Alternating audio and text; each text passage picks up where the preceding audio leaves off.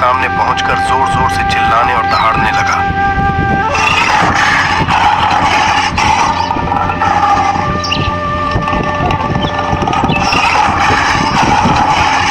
इसलिए शेर अपना खाना खाने के बाद बांध के अंदर सो रहा था।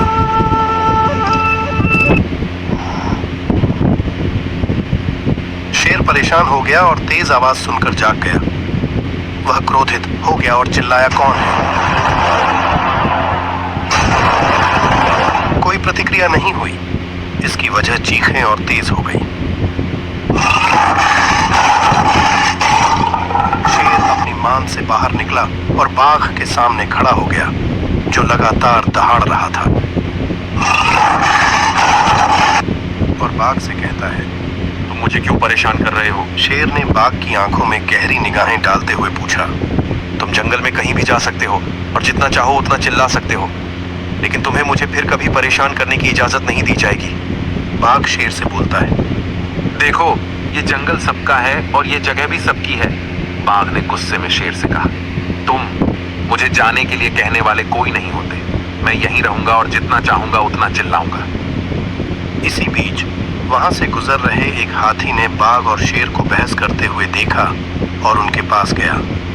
हाथी ने पूछा, झगड़ा बंद करो, समस्या क्या है, मुझे बताओ। शेर ने कारण बताया और बाघ अपनी जगह खड़ा रहा।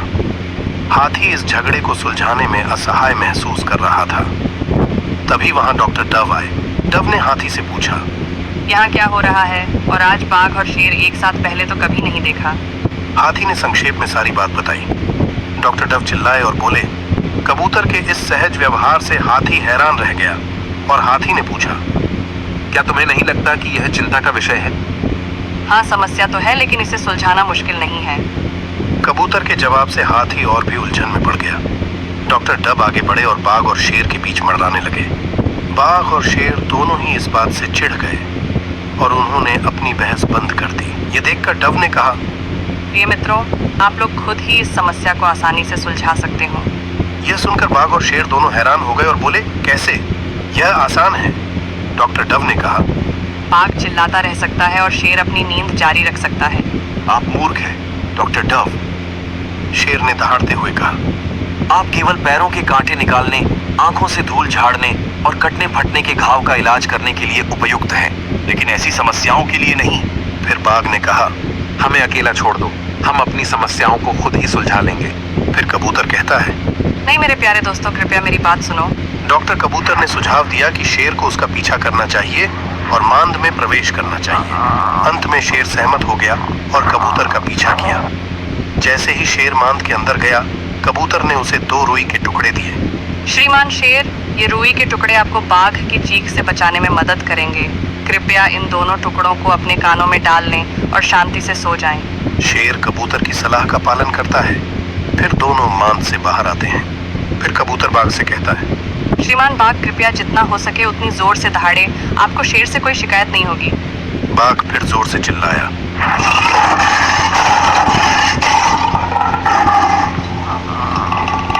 लेकिन शेर पर इसका कोई असर नहीं हुआ। शेर कबूतर को बधाई देने के लिए अपना पंजा हिलाते हुए अपनी मांद में वापस चला गया। बाघ इस हरकत से बहुत क्रोधित हो गया। जितना हो सकता था उतनी जोर से चिल्लाने लगा।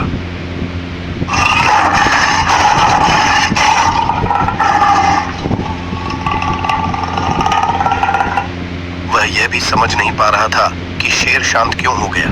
फिर कबूतर बाघ से बोलता है, श्रीमान बाघ, मैंने शेर को आपकी ताकत के बारे में बताया और उसे आपसे लड़ने से मना किया। श्रीमान, आप शेर से कहीं ज्यादा ताकतवर हैं, जैसा कि आप देख सकते हैं। शेर भी इस बात से सहमत है। बाघ बहुत खुश हुआ और उसने कबूतर को धन्यवाद देने के लिए अपने पंजे से थपथपाया। फिर कबूतर बाघ से बोलता है, श्रीमान, आपको शेर की मांद के करीब नहीं रहना चाहिए।